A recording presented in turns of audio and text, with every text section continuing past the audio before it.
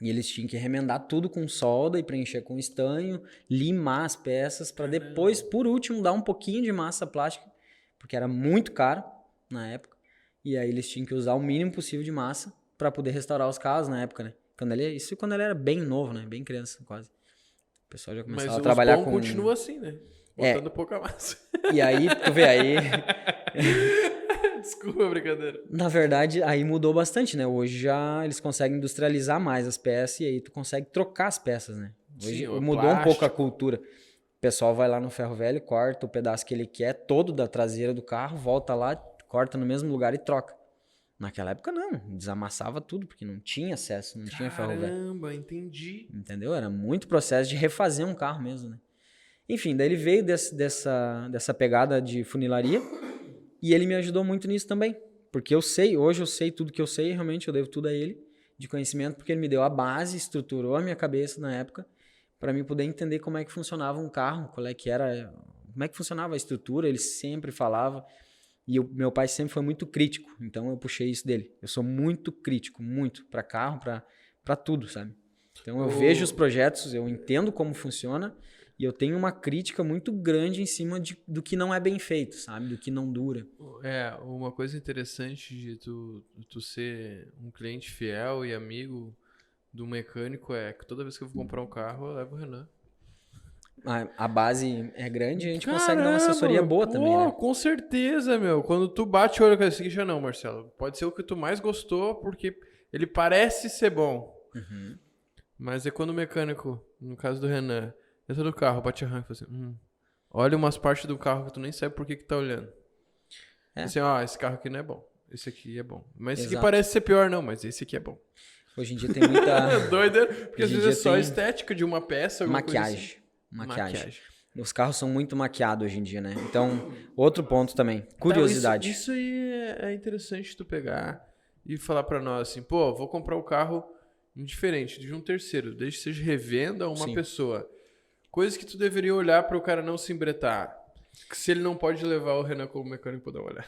Muito importante e não é difícil, cara. É muito fácil, na verdade.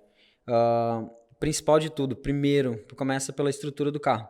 Um carro que não tem uma estrutura boa, tu não consegue resolver isso tão fácil. Hoje, o custo está muito alto para te refazer um serviço mal feito, um carro que não tem uma estrutura legal, um carro quebrado, digamos assim, de estrutura, um carro com uma pancada um pouco forte aí que mexeu na estrutura dele. Hoje em dia tá difícil, não tem profissional e as pessoas que fazem, que são profissionais É nisso, caríssimo. são muito caro, muito caro. Não é viável. Então, é mais viável tu pagar um pouquinho mais caro num carro e começar pela estrutura. Então, a gente falou de estrutura. O que tu vai olhar na estrutura? Primeiramente, se o carro não tem histórico de vir assim de regiões mais perto do litoral. Tu vai olhar os podres, né? Se não tem início de ferrugem. Tem alguns pontos do carro que funciona que nem uma bandeja, assim, que normalmente ali a água fica empoçada e começa a brotar na pintura, tu já vai ver algum tipo de bolha. Começar a erguer a pintura e ela não tá lisa, não tá reta, tá erguendo um pouquinho, já é um sinal de que tem algum podre escondido embaixo da pintura. Ou alguma maquiagem que tu não tá vendo, já que tu viu uma bolha em algum lugar, Em algum lugar foi provavelmente começar a já teve descascar. outras bolhas maiores e foi escondido isso. E é muito fácil de esconder. Outra coisa, então, a respeito das batidas, né? O carro, quando tu recebe um impacto muito grande na frente ou atrás, tem as estruturas principais dos monoblocos ali, que é como a gente chama de longarina. É como se fosse um tubo, né? Quadrado, e aí ele serve de reforço para a estrutura não torcer. Normalmente, quando o carro tem uma pancada muito forte, esses tubos eles mudam de posição ou de comprimento e acaba dando alguma ruga. A gente chama de ruga. Então, tu tem que sempre acompanhar e verificar se não tem nenhuma ruga que não é original, porque algumas rugas são originais do processo de produção, né? Sim. Pra Então, deixar mais resistente. principalmente perto dos para-choques dianteiro e traseiro. Principal, porque 99% das batidas é ou na frente ou atrás, né?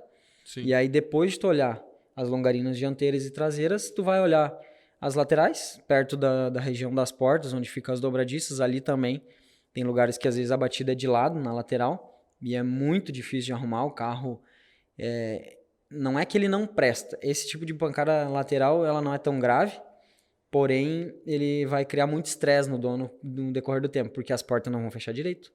Vai ter muito barulho andando em calçamento, tu vai sentir ruído, uma bateção forte, porque vai ter contato de ferro com ferro. E às vezes, dependendo da pancada, pode também desalinhar o carro, né? Ter uma... Sim. Aí daí é Então, o famoso que ele fica andando de lado. É, assim. o cachorrinho de carroceiro aquele que anda uma patinha pra um lado, outra pro outro. É isso aí. Cara, Na acho faixa que dá pra ver vários exemplos, assim. daí de estrutura seria isso. Aí entra a parte de pintura, que não é estrutura. Na parte da pintura é mais fácil de resolver.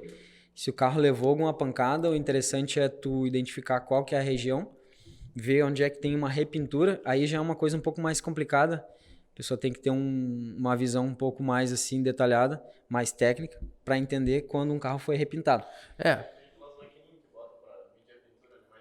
Existe, mas aí o acesso é um pouco mais complicado, né? O Samuel falou que tem uma maquininha pra medir a pintura. Mas é só, tipo assim, A grossura, no né? meu caso, por exemplo, eu bati muito carro.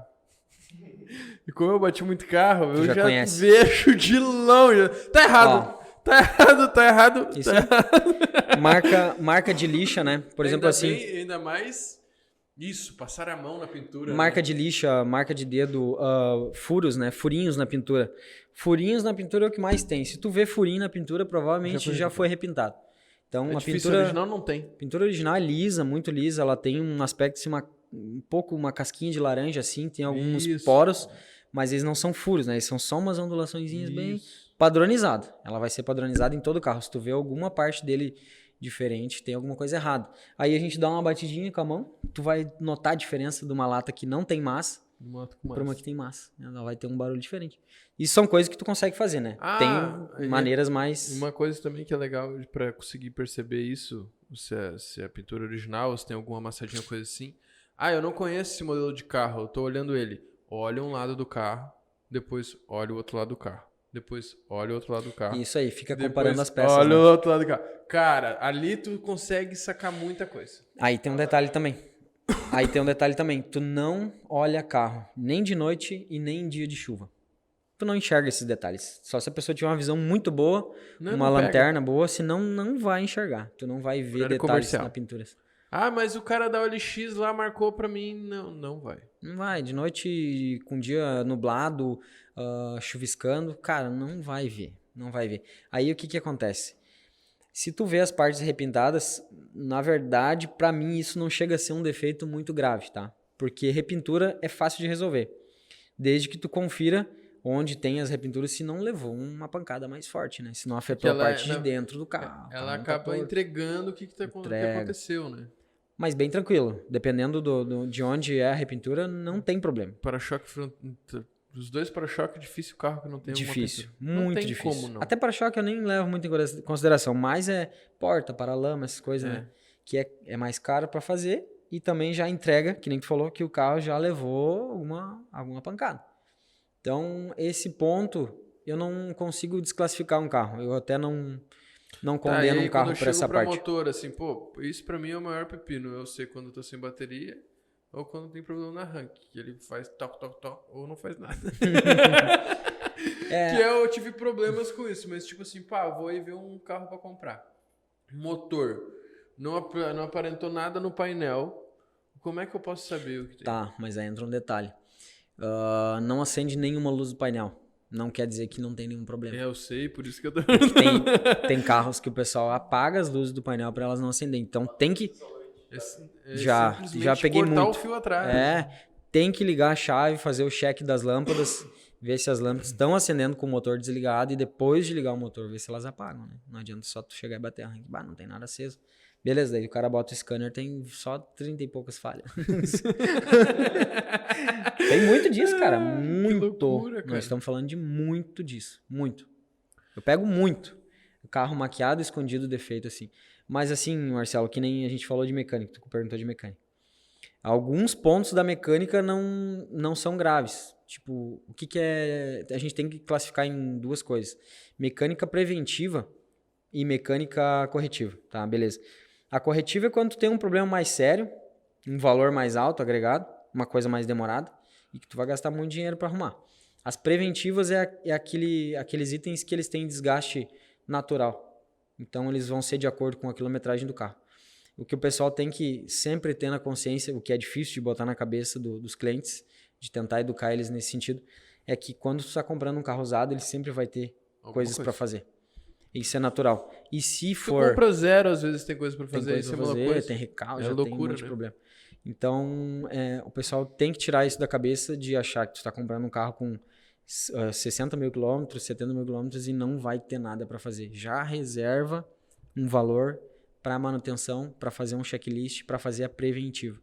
Porque vai o que ter eu coisa para recomendo, fazer. qualquer carro que passe por mim, eu já levo pra revisão com o Renan pra ver se vai explodir. E eu agradeço. Mas tem que fazer. Comprei o carro novo, o cara falou que tá revisado. Vai fazer. É que assim, ó, eu não vou dar nomes e nem vou ser muito específico, mas